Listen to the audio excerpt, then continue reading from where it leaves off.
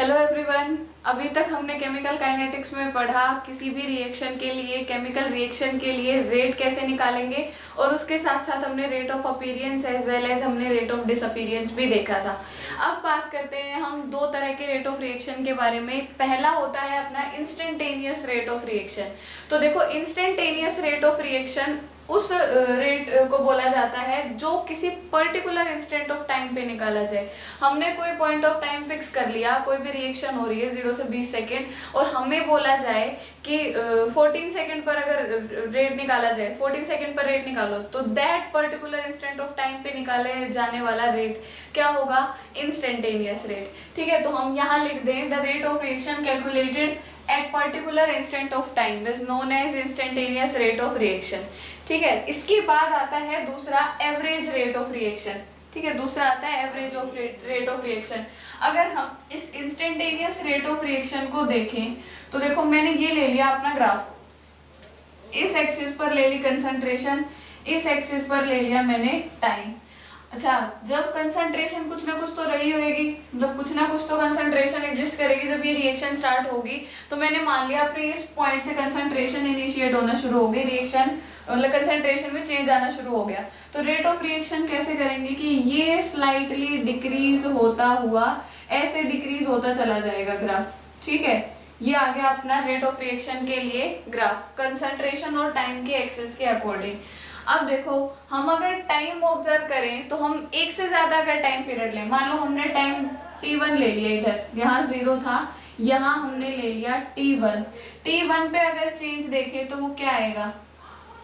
ये t1 पे change आ गया, वो क्या आ गया? ये।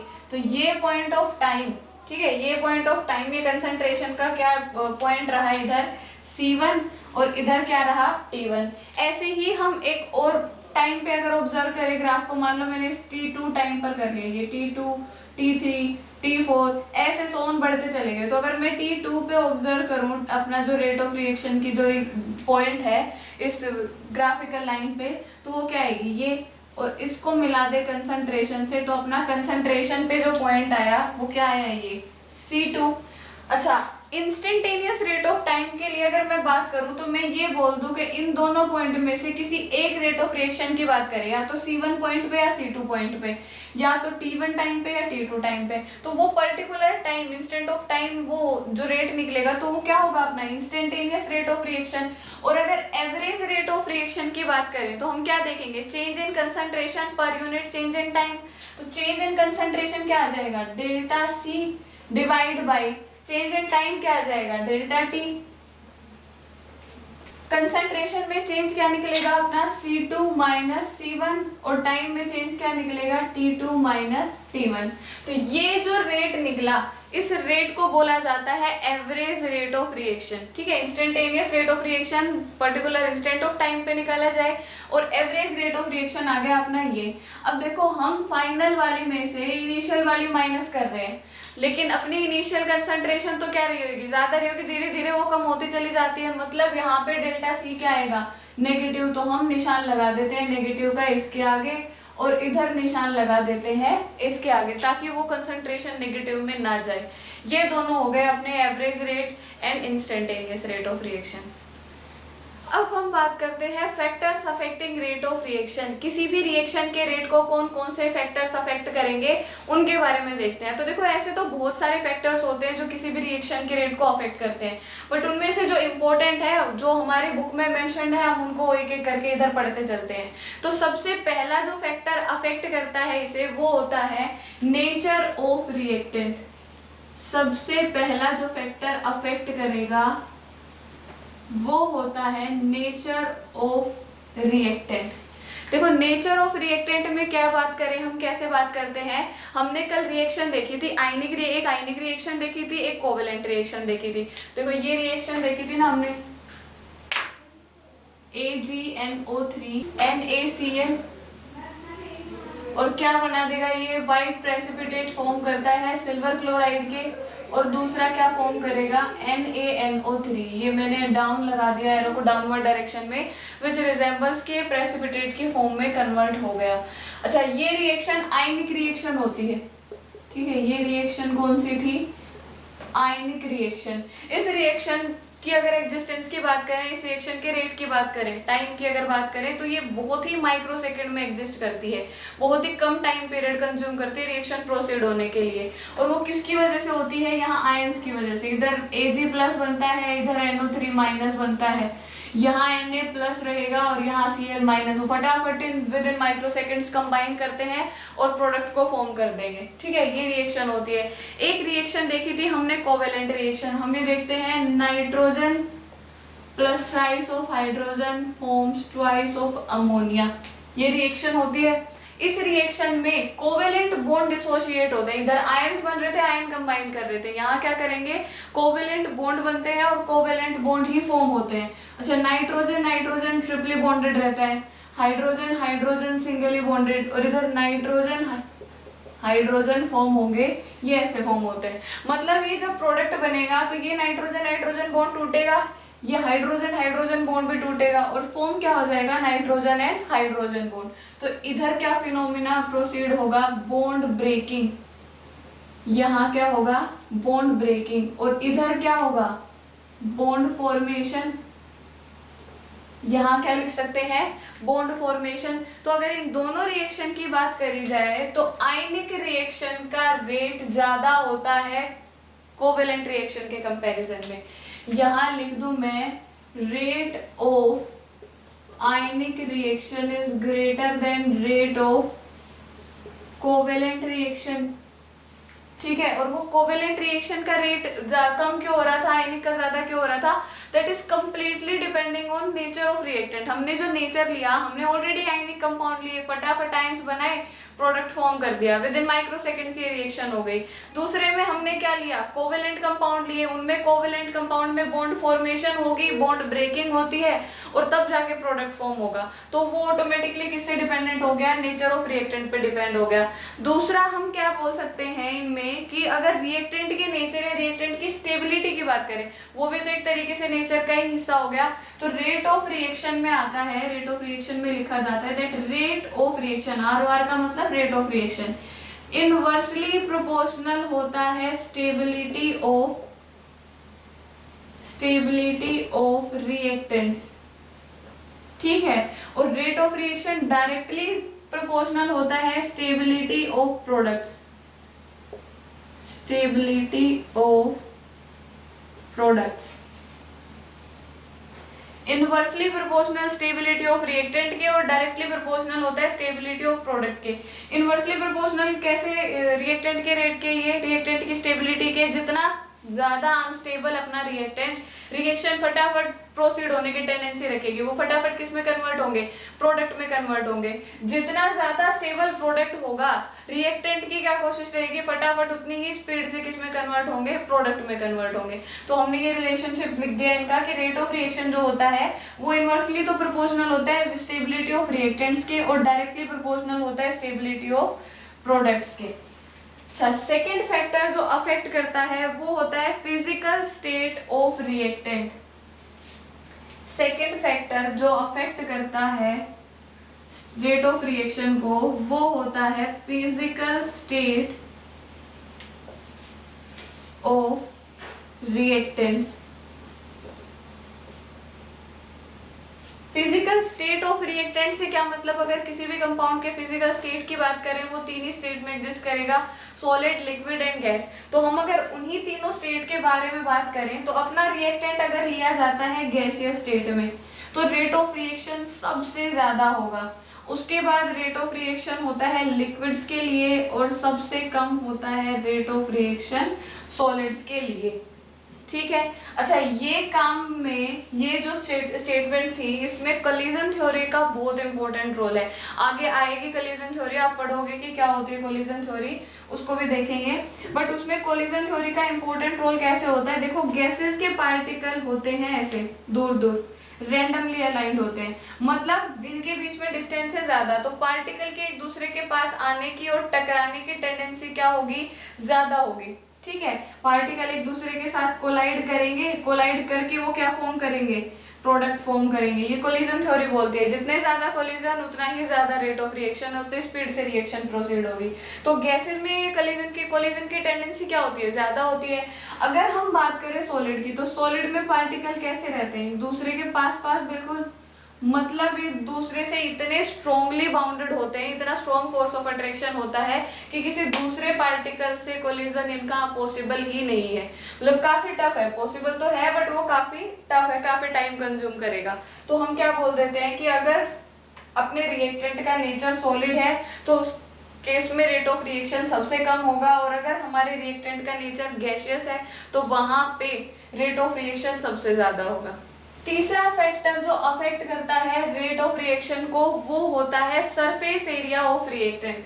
थर्ड फैक्टर जो अफेक्ट करेगा वो होता है surface area of reactant. Reactant का सरफेस एरिया, तो देखो पहले देखते हैं होता क्या है ये। सरफेस एरिया अगर रिएक्टेंट का है ज्यादा, if larger is the surface area of reactant, then greater will be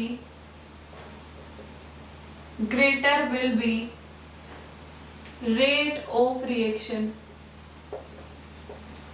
अगर किसी रिएक्टेंट का सरफेस एरिया ज्यादा है तो डेफिनेटली उसके लिए रेट ऑफ रिएक्शन भी क्या होगा, ज्यादा होगा। देखो एग्जांपल की, अगर एग्जांपल से इस पॉइंट को समझें तो हमने ले लिया एक साइड तो हमने ले लिया वुड लॉग्स, लकड़ी के गट्ठे ले लिए पूरे, और एक तरफ हमने ले ली वुडन चिप्स। तो अगर बर्निंग की बात करी जाए, उनमें अगर रिएक्शन की बात करें या रेट की बात करें, तो जो चिप्स होती है, वुडन चिप्स जो होती है, वो जल्दी जलने की टेंडेंसी रहती है उनकी, वो फास्टर बर्न करने की टेंडेंसी शो कराएंगे इन comparison of logs of would. तो उसमें जब हमने वुडन चिप्स लिए थे तो उनमें सरफेस एरिया क्या होता था, ज्यादा होता था in comparison of log woods.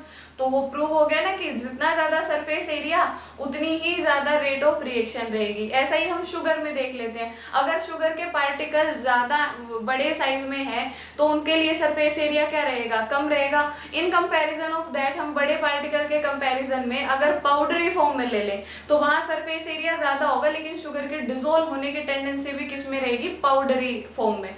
ठीक है, तो यहाँ लिख दिया हमने ये बात कि if larger is the surface area of reactant then greater will be the rate of reaction. Rate of reaction क्या रहेगा, ग्रेटर। अच्छा एग्जांपल अगर लिखें तो हम एग्जांपल ये लिख दें, wooden chips have faster burning tendency in comparison of wood logs। ठीक है, ये है अपना third factor affecting surface area of reactant. अब इसके बाद करते हैं बात फोर्थ फैक्टर अफेक्टिंग की, वो होता है presence of radiation. Presence of radiation, presence of radiation में क्या होता है कि समहाउ कई बार ऐसी रिएक्शंस होती हैं जो डार्क उसमें एरिया में प्रोसीड नहीं करते, उनको प्रोसीड होने के लिए या कंप्लीट होने के लिए लाइट की जरूरत पड़ती है। अच्छा जैसे HCl की फॉर्मेशन है, हाइड्रोजन और क्लोरीन जब मिलते हैं तो इस रिएक्शन को लाइट में एग्जिस्ट कराते हैं इंस्टेड ऑफ डार्क प्लेस, क्योंकि यहाँ जो रिएक्टेंट प्रेजेंट होते हैं ना उनकी एनर्जी क्या होती है, कम होती है। उनको प्रोडक्ट फॉर्म करने के लिए जो एक्स्ट्रा अमाउंट ऑफ एनर्जी है वो कहाँ से मिलती है, लाइट से मिलती है। तो हम ये भी बोल सकते हैं ना कि किसी भी रिएक्शन के रेट को बढ़ाने के लिए या इंक्रीज करने के लिए उनमें रेडिएशन की प्रेजेंस क्या होती है, जरूरी होती है। तो जितनी ज्यादा रेडिएशन की प्रेजेंस उतना ही ज्यादा रेट ऑफ रिएक्शन। तो ये बोल दे यहाँ पे, there are certain reactions which takes place in presence of light instead of dark। कौन सी रिएक्शन होती है, हाइड्रोजन क्लोराइड की फॉर्मेशन। इसको रेडिएशन की प्रेजेंस में फॉर्म कराते हैं, तो इसका जो रेट ऑफ रिएक्शन रहेगा वो कब ज्यादा होगा, जब इसमें रेडिएशंस की प्रेजेंस रहती है। फिफ्थ फैक्टर जो अफेक्ट करता है वो क्या होता है, presence of catalyst. Fifth factor जो अफेक्ट करेगा वो है प्रेजेंस ऑफ कैटलिस्ट। देखो प्रेजेंस ऑफ कैटलिस्ट को अगर हम इसका फैक्टर अफेक्ट देखें किसी भी रिएक्शन के रेट पे, उससे पहले एक बार मैं इसकी डेफिनेशन लिखती हूँ, आपको ऑटोमेटिकली क्लियर हो जाएगा कि इसका क्या फैक्टर अफेक्ट रहता है। देखो कैटलिस्ट क्या होते हैं, those chemical substances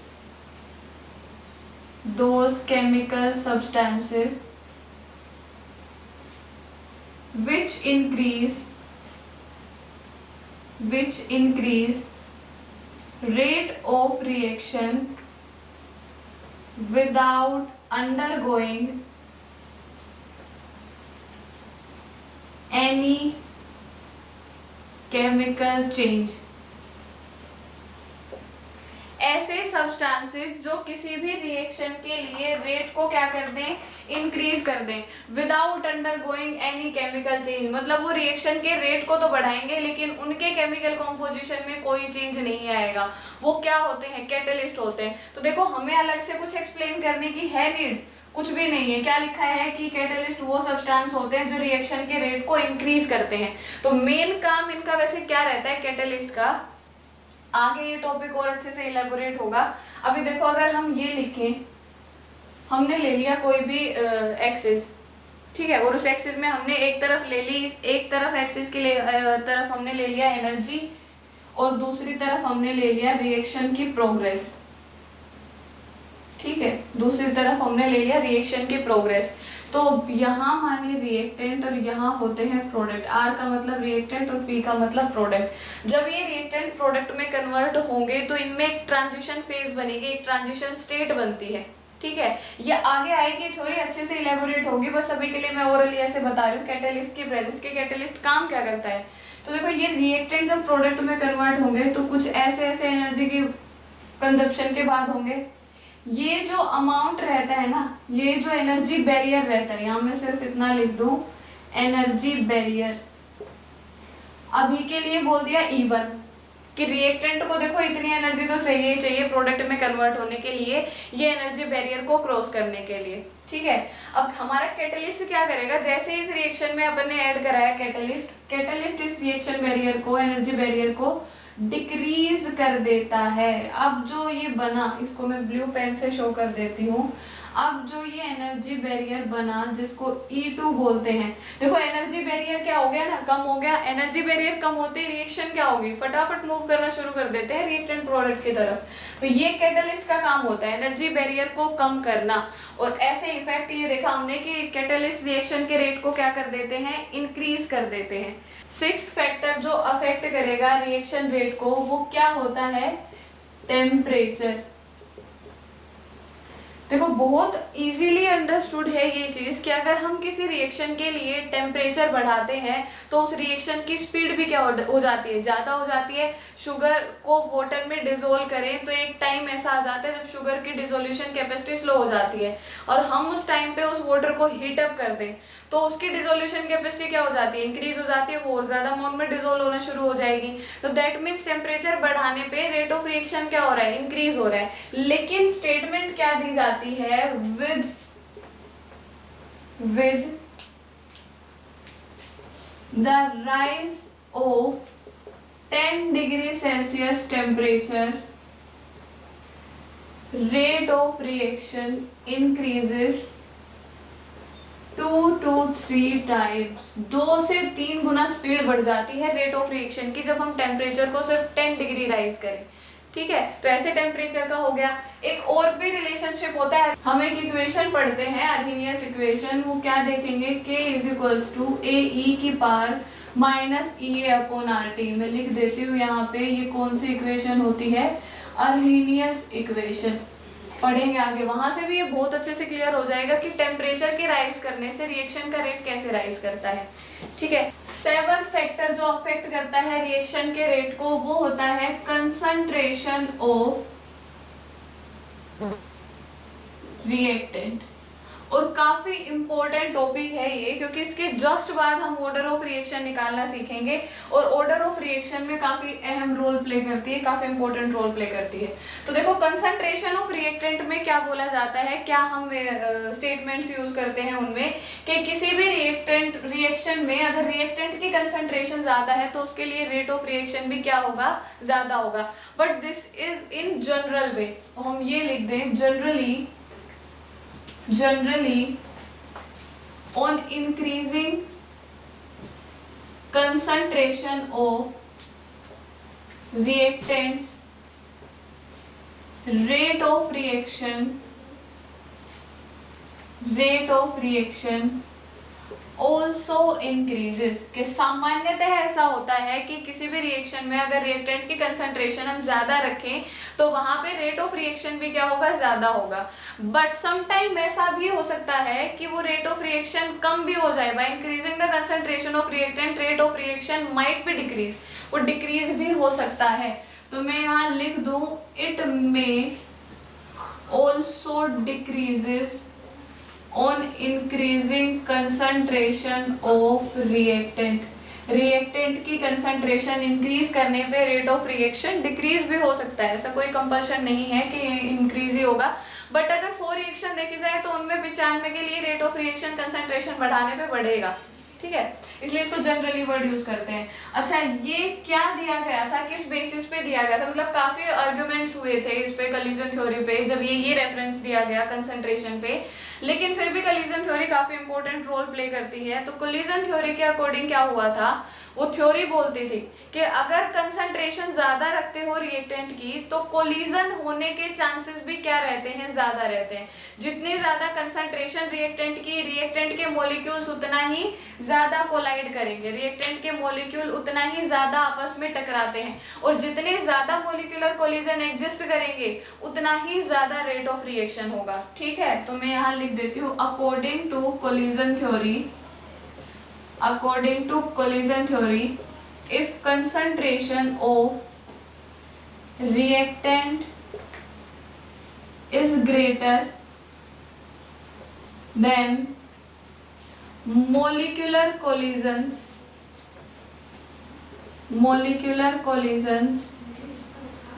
are also greater and hence rate of reaction will also be greater या फिर faster।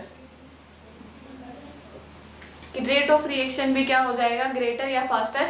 ये कोलिजन थ्योरी के अकॉर्डिंग स्टेटमेंट दी थी। तो कोलिजन थ्योरी के अकॉर्डिंग क्या बोला था कि किसी भी रिएक्शन में अगर रिएक्टेंट की कंसंट्रेशन ज्यादा रहती है तो भी रेट ऑफ रिएक्शन होने के चांसेस ज्यादा होते हैं, क्योंकि जितना ज्यादा कंसंट्रेशन रहेगी उतना ही ज्यादा मोलिकुलर कोलिजन होंगे, और जितने ज्यादा कोलिजन उतना ही स्पीड से रिएक्शन एग्जिस्ट करेगी या प्रोडक्ट्स में कन्वर्ट होंगे वो, ठीक है। आई होप आप सबको ये फैक्टर अफेक्टिंग अच्छे से क्लियर हो गए होंगे, और ऐसी और हेल्पफुल वीडियोस के लिए please subscribe our channel, also like the video and comment down in comment section.